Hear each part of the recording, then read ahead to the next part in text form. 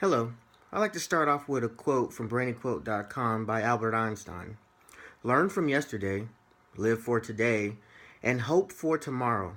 The important thing is not to stop questioning. Hi, my name is Bernard Thompson, and today I want to talk to you about melanoma cancer. Now, the things I want to talk to you about are the types of melanoma cancer, melanoma symptoms, and the risk factors.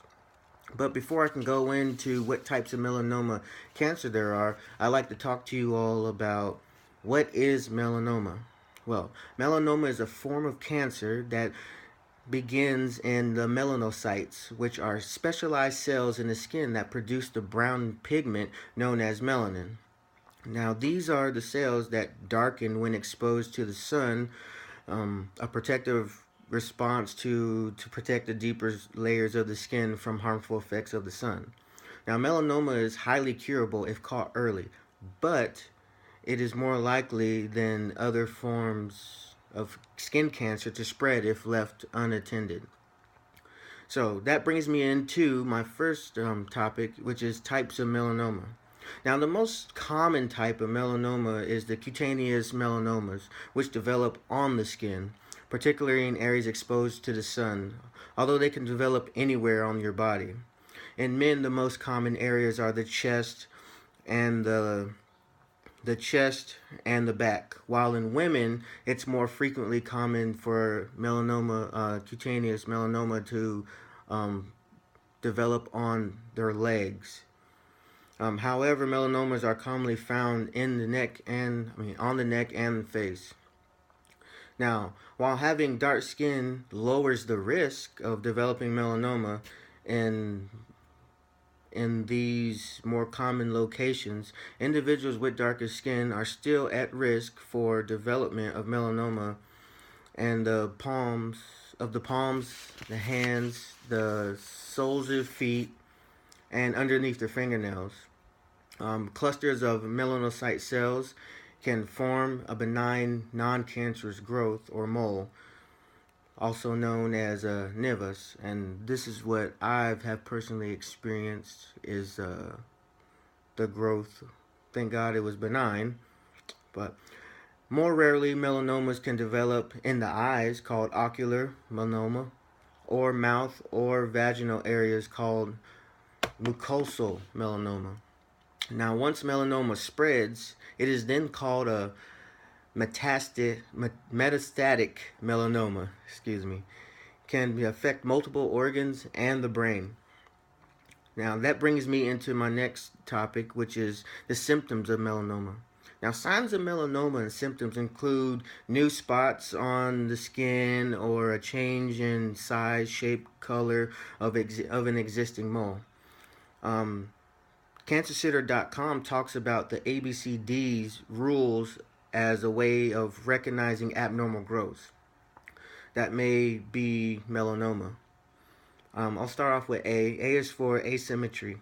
A mole that has an irregular shape or two different looking halves could be potentially melanoma skin cancer. B. B is for border. Irregular, blurred, rough, or notched edges may be signs of melanoma. C. C is for color. Most moles are even in color. They're brown, black, tan, or even pink. But changes in the shade or distribution of the color throughout the mole can be a sign of melanoma skin cancer. And last but not least, D. D is for diameter.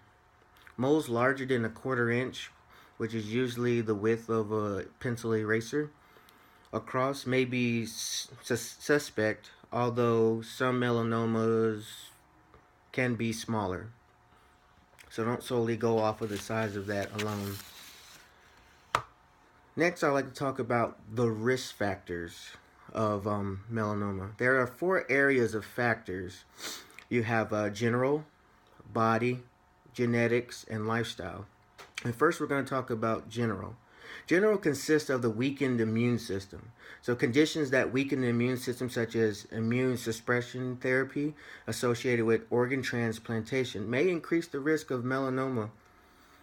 Next, we'll talk to you about body. Now, body has 2 subtopics, fair skin and also Moles. First, we'll talk about fair skin.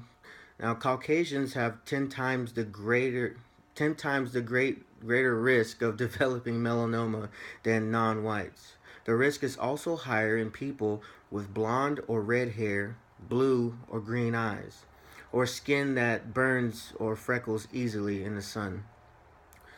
The next topic under that underbody is moles. Now, while most moles are harmless and will never develop into cancer, having a large number of moles may increase the risk of developing a melanoma. Next, we have genetics, and genetics also has two subclasses, family and personal history, and inherited. Now, first with family and personal history, people with one or more first degree relatives, meaning parents or siblings, with melanoma are at increased risk for melanoma skin cancer. Next is inherited. People with xeroderma pigmentation, and that's an inherited condition that affects the skin's ability to repair itself after being exposed to UV damage. Those people are also very high at risk. Last but not least, out of the four areas of factors, we have lifestyle, which consists of exposure to UV light. Now, exposure to natural or unnatural sources of UV light can increase the risk of cancer. So, it's very important to always wear sunscreen when out in the sun, not to have too much exposure of UV lamps or just outside in the sunlight. Today I talked about the types of melanoma, the symptoms of melanoma, and some risk factors for melanoma skin cancer. I'd like to end this with a quote from Epicurus, and he says, "Do not spoil what you have by desiring what you have not, but remember that what you have was once among the things you only hoped for." Thank you.